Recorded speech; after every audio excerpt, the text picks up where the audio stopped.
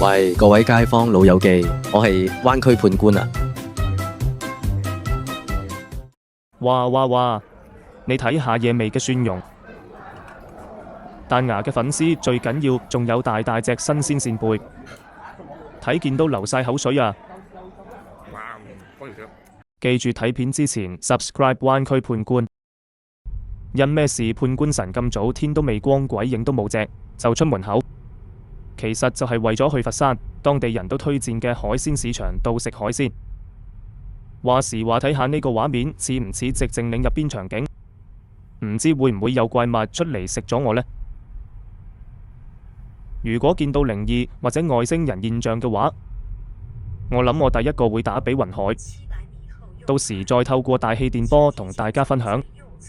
不過為咗咁多位街坊老友記，我都係都累去，火累去㗎啦。睇埋條片，你哋就知道咁早起身出發究竟值唔值得。揸咗2個鐘頭車，我哋終於嚟到魚市場啦。聽講好多當地嘅酒樓大廚都喺呢度入貨㗎。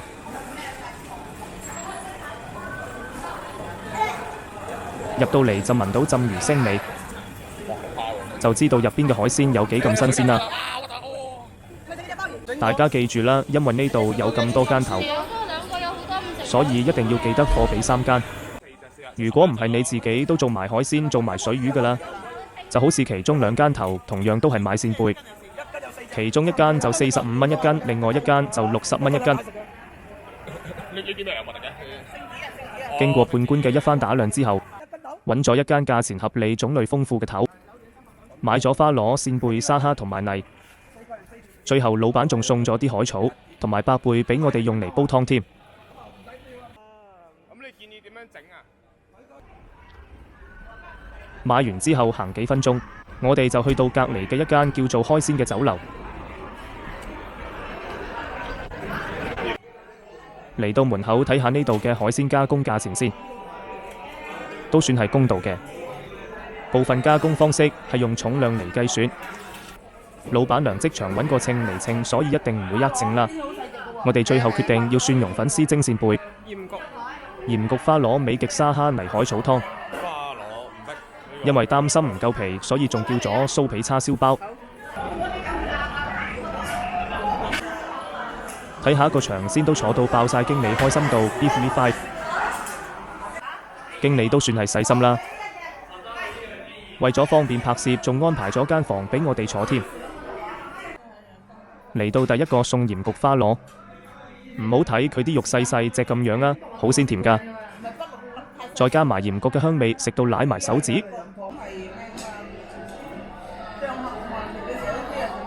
第2道餸美極沙蝦嚟啦，其實白灼嘅話更加可以食到原本嘅鮮味，但係判官都係鍾意食返啲野味嘅嘢，肉質彈牙，不過就係要剝蝦殼嗰下好麻煩。跟住就嚟到蒜蓉粉絲蒸扇貝。啲粉絲吸晒扇貝嘅鮮味同埋蒜蓉嘅香味，再睇下粒扇貝嘅肉大大粒，食完嘢梗係要飲返啖湯㗎啦。泥海草湯終於嚟到，大家睇下真係報到奶白色㗎，啲魚仲要煎過嚟嘅，添啲魚油香出晒嚟。其實我覺得加啲元荽嘅話就完美啦。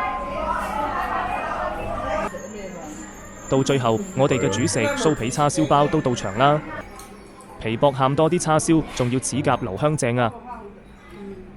加工費連埋叉燒包要153蚊，買海鮮要153蚊，啱啱好1倍。